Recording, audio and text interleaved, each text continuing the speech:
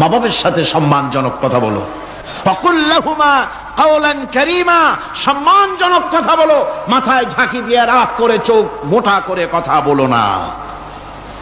তুমি সন্তান, তোমার জন্য সবচাইতে বড় পীর তোমার আব্বা, তোমার আম্মা।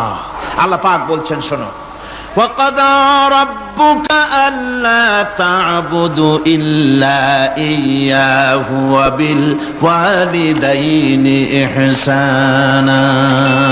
তোমার প্রভুর পক্ষ থেকে ফয়সালা হয়েছে, চূড়ান্ত সিদ্ধান্ত হয়ে গিয়েছে, আমি আল্লাহর ইবাদতের পর তোমার মা বাপের ইহসান করবে, খেদমত করবে, তাদের জন্য উপকার করবে, তাদেরকে ভালোবাসবে।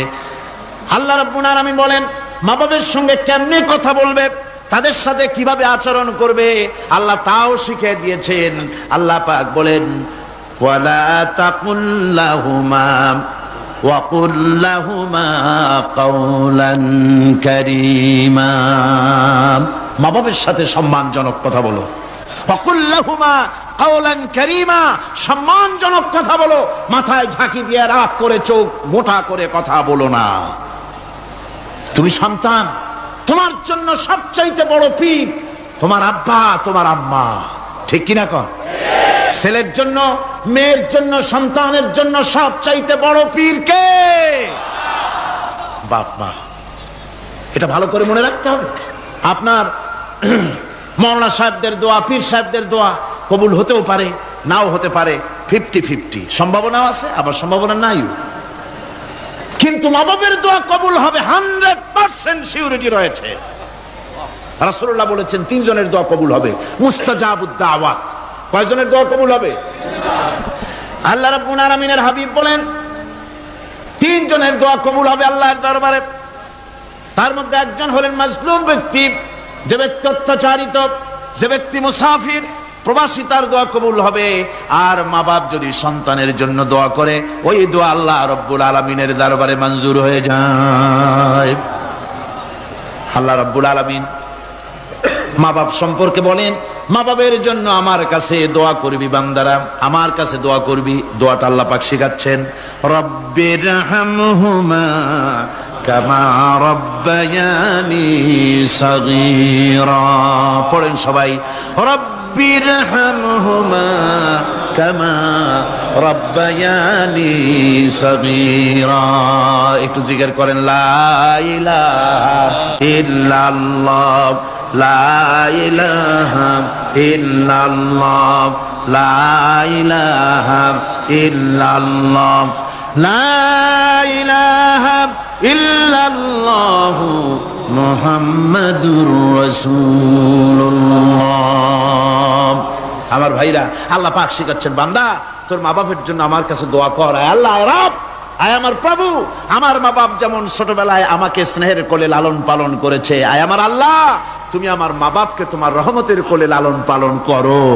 আল্লাহ শিখাই দিয়েছেন। আমার ভাইরা, প্রত্যেক নামাজের পরে এই দোয়াটা ভুলে যাবেন না। ভুলে যাবেন? ভুলে যাবেন? আমার ভাইরা, আমার বোনেরা, সবাই প্রত্যেক নামাজের পরে পড়বেন, রব্বিরহামহুমা কামা রব্বায়ানি সগীরা। এই দোয়া করতে কেউ ভুলে যাবেন না। আল্লাহ রাব্বুল আলামিন বলে, বান্দারে وَوَصَّيْنَا الْإِنسَانَ بِوَالِدَيْهِ إِحْسَانًا حَمَلَتْهُ أُمُّهُ كُرْهًا وَوَضَعَتْهُ كُرْهًا। আল্লাহ পাক বলেন, আমি পৃথিবীর সমস্ত মানব মণ্ডলীকে উপদেশ দিয়েছি, মা বাপকে সম্মান করো, শ্রদ্ধা করো, তাদের উপকার করো। তার কারণ হলো তোমার মা তোমাকে গর্ভে ধারণ করেছে অত্যন্ত কষ্টের সাথে। আল্লাহ বলতেছেন, মা তোমাকে গর্ভধারণ করেছে অত্যন্ত কষ্টের সাথে, এরপরে তোমাকে ডেলিভারি করেছেন অত্যন্ত কষ্টের সাথে, তোমাকে ডেলিভারি করেছেন। গভীর রাত্রে মানুষ সব ঘুমায় যায়, গর্ভবতী মা ঘুমাতে পারে না, সন্তান পেটের ভিতরে হাঁটু দিয়া গুতা মেরেছে, পা দিয়া লাথি মেরেছে। মা চরম শীতের রাত্রে, প্রচন্ড শীতের রাতে গায়ের লেপটা সরাই দিয়া মা একবার দাঁড়ায়, আর একবার বসে, একবার দেওয়ালের সাথে হেলান দিয়া দাঁড়ায়, কষ্ট করে রাতটারে কাটায় দেয়।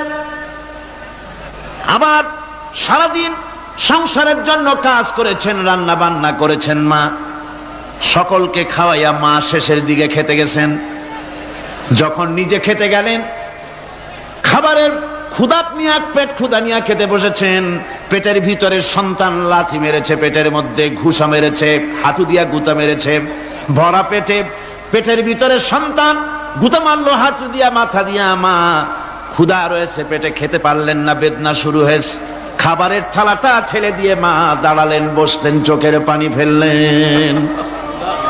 এভাবে করে মা একটা দুইটা দিন নয়, 10টি মাস পর্যন্ত সন্তানটাকে পেটের মধ্যে নিয়ে, একটা জীবিত মানুষ আর একটা জীবিত সন্তান পেটের মধ্যে নিয়ে নড়াচড়া করছেন, চলাফেরা করছেন। কিতাবের মধ্যে এসেছে রাতের বেলায় মা যে ঘুমাতে পারেন না, সন্তানের নড়াচড়ার কারণে রাতভর ইবাদত করলে যত সওয়াব পাওয়া যেত, আল্লাহ ওই সওয়াব মায়ের আমলনামায় লিখে দেন। সন্তান পেটে থাকার কারণে খেতে পারে না, পেট ভরে ক্ষুধায় কষ্ট পায় মা। এই জন্যে 10 মাস ধরে রোজা রাখলে যে সওয়াব হতো, আল্লাহ রাব্বুল আলামিন মায়ের আমলনামায় রোজার সওয়াব লিখে দেন। 10 মাস পুরে গেল, সন্তান ডেলিভারির সময় চলে এলো। মায়ের মন বিমর্ষ, সন্তান ডেলিভারি হবে, না জানি মরে যাই নাকি, না জানি অপারেশন লাগে নাকি, কি অবস্থা হবে। মা খেতে পারে না, মুখটা শুকায়া যায়। ডেলিভারির সময় যখন আসে, মা বাবার কাছ থেকে বিদায় নিয়ে যায়, স্বামীকে একান্তে গোপনে ডেকে নিয়ে বলে, প্রাণের স্বামী, দীর্ঘদিন একসঙ্গে ঘর কন্যা করেছি, অপরাধ হয়ে যেতে পারে, আমারে মাফ করে দিও। আমার মনে হয় এবার আমি আর বাঁচবো না। সংসার থাকলো, চাবি থাকলো, সব বুঝে নাও, আমারে মাফ করে দিও। মা চলে গেল সতিকা গৃহে, ক্লিনিকে চলে গেল, অপারেশন থিয়েটারে চলে গেল, অথবা ডেলিভারির জায়গায় চলে গেল। ডেলিভারি পেইন শুরু হয়ে গেল, বেদনা শুরু হয়ে গেল। এক একটা বেদনা যেন মায়ের এক একটা মৃত্যু যন্ত্রণা শুরু হয়ে যায়। এমন যন্ত্রণা, প্রসব বেদনা দুনিয়ার ভুক্তভোগী মা ছাড়া আর কেউ জানে না। এই চরম বেদনার ভেতর দিয়ে, চরম কষ্টের ভিতরে মা যখন একটা বাচ্চা প্রসব করলো, জিহাদের ময়দানের মতো মা রক্তাক্ত হয়ে গেলেন, সন্তান দুনিয়ায় এলো। মা তখন অস্থির থাকেন। এত বড় বিরাট কষ্টের ভিতরে আল্লাহ রাব্বুল আলামিন বলেন, সন্তান যখন ডেলিভারি হয়ে গেল, মায়ের মনের ভিতরে আমি তখন এই ফিলিংস, এই টেন্ডেন্সি জাগ্রত করে দিই, দেখ কি হয়েছে। মা তখন দেখতে চায় কি হয়েছে।